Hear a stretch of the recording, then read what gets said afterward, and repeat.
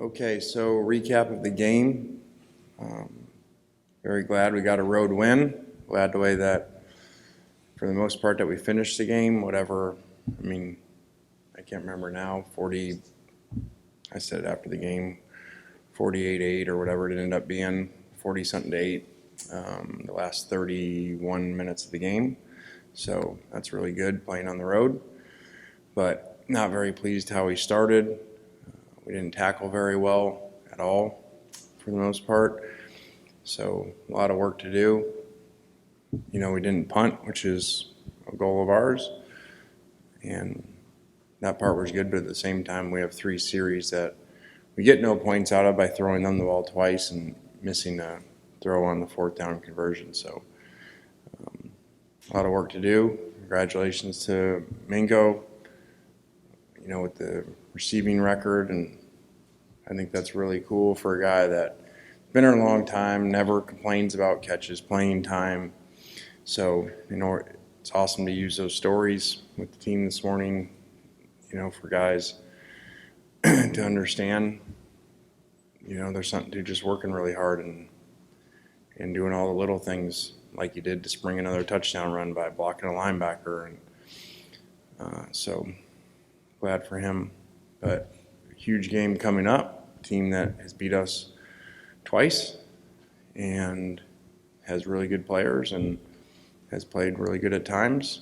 And so we're going to need to improve. We're going to need our fans to come with a lot of energy. And, I think it was, when you watch football around the country, you see how fans matter. You watch the false starts at the end of the Alabama game, and the inability for people to hear a cadence when they're, trying to use verbal cadence. So we saw the effect of it in the Kentucky game, by our crowd. So we need that again. Questions? Lane, there's a couple reports that Michael Trigg suffered a broken collarbone in that game. Are you able to provide any update on his status? Yeah, we don't really have any public injury information, like always. I think it came out right before the game that Ladarius, Ishim play rock, paper, scissors to figure out who starts. I guess, what kind of led to that? And I guess it speaks to the depth, but also maybe that meshing of all these players from every place that you've been working on.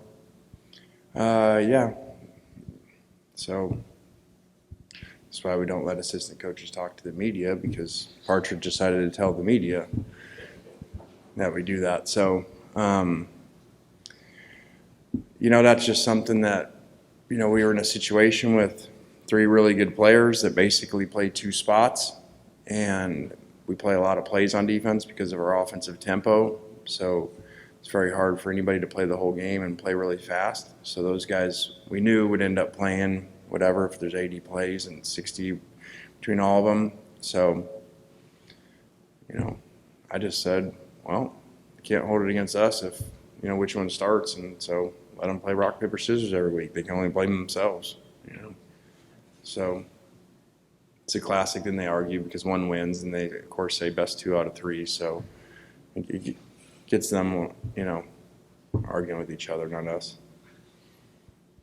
Do you have a go-to on rock, paper, scissors? Are you always the paper guy or scissors? I haven't played that for a while. And then the only time I guess really I have anymore is with Knox, and then you're not allowed to win because then it goes best of 5, like it just keeps going. So I don't really have a go-to on that. You guys are halfway through a season. You haven't had an open date yet. You don't have one for another couple of weeks. Not asking for specifics, but just in general, how beat up is your team? How much are you having to manage that at this point in the year? It is what it is. Whatever the schedule is, don't worry about it. And you never know. Sometimes you wish it was at a certain time, and then it comes later, and you don't know, that you actually like it better then. So everybody has issues this time of year.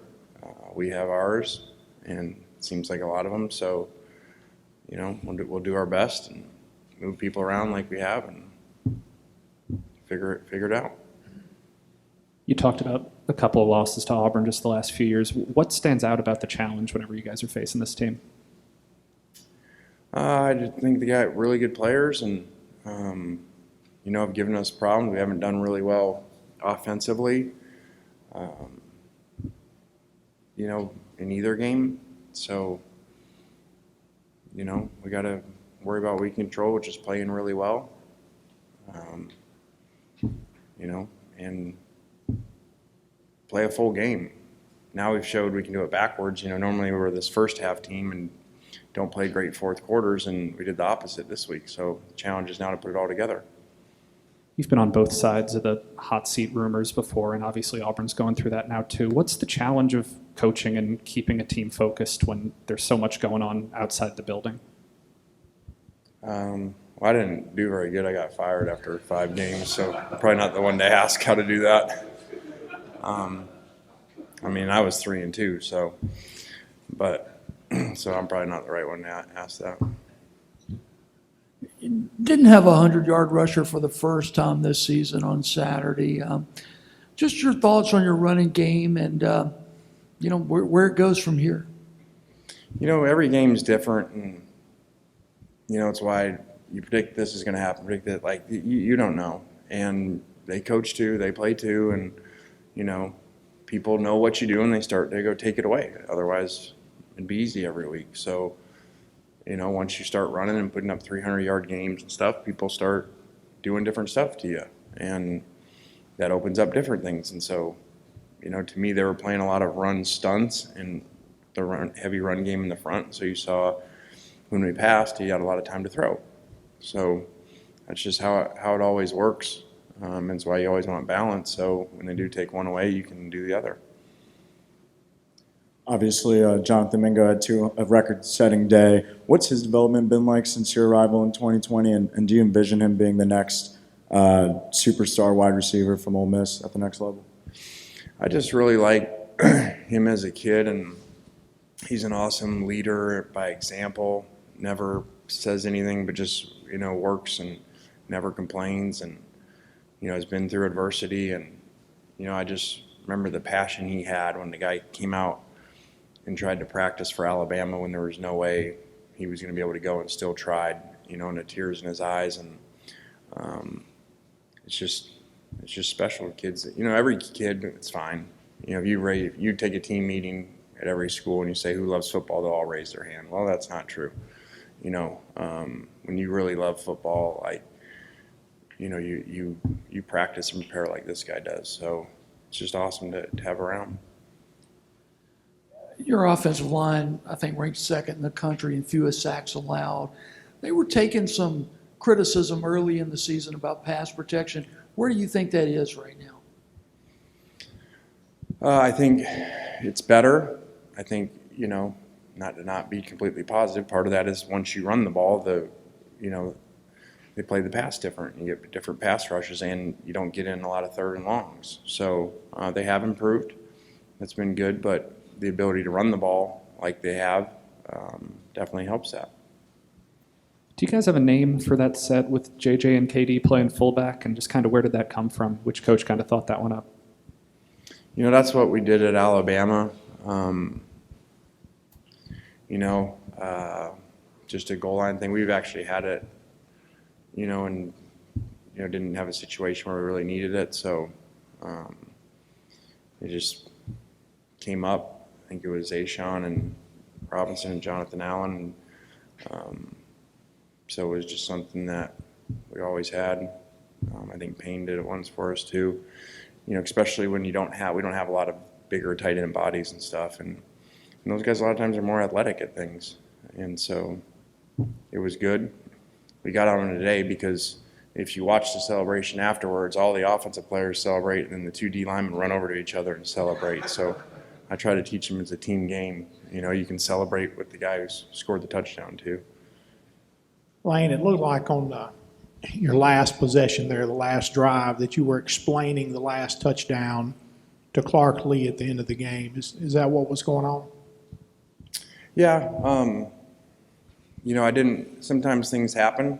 They're in the heat of the game, and, you don't really feel great about it. And I think, you know, even though our players get mad at me, you know, probably should have taken a knee there. And I told him that. And, you know, and I wanted him to explain the Mingo thing, because upstairs they called out and said he needs 1 yard to have the school record. So they said that at the beginning of the series. So really we're just trying to throw him a hitch and tell him to run out of bounds. And they clouded it the first 2 times. So that's why we threw him a ball there at the end. So I wanted him to know that too. And, you know, Matt Jones has been special teams player of the week like 4 weeks in a row, or service team player of the week. And so we moved him up and brought him on the trip. And, you know, so kind of got caught up in that, but then, you know, didn't really like how it felt. How have you seen Zach take Quinshawn under his wing, and what have you noticed about their relationship? I just think they have a really good relationship, very unselfish, which is hard to do. So, you know, it's a hard thing. Egos get involved, and there's only so many carries, and only one guy can be in at a time for the most part. It's not like playing receiver. So I think they've done a great job and really complement each other really well. Zach has been a huge addition here. What has he meant to this program, and what makes him so special? Well, I think he had a really good second half, and he set the tone. You know, he talked about, you know, playing angry, you know, at halftime, and he came out and ran the guy over on the sidelines, you know, instead of running out of bounds. And so I think that was good to see. And then that followed later on with the touchdown run, another one where you could go out of bounds. So I think that was really good. And our sidelines felt that hit when he ran the guy over too on the sidelines. To that tight end position and depth, looked like Heath was having a good fall camp. And what have you seen out of him progressing wise in that position so far? He just hasn't had a lot of opportunities. He had a couple holds at the end of games when he got in there, and some freshman mistakes. But you know, he's going to be really good, and you know, have really high expectations for him. After the game, Jackson was talking about how nice it was to be able to make short passes and have guys break tackles, make other guys miss. Just for this offense, how big of a piece is that to have guys making those sorts of plays? Well, I mean, anytime you can throw short and run long, you know, and score from far, it makes it a lot easier. And so that was huge. We've had a lot of explosive passes this season, but not necessarily the really long ones. So that obviously was really good to have. And, you know, that's a quarterback's friend. You can use your players, and you throw short, and they make a lot of yards after contact. Anything else for Coach? All right, guys.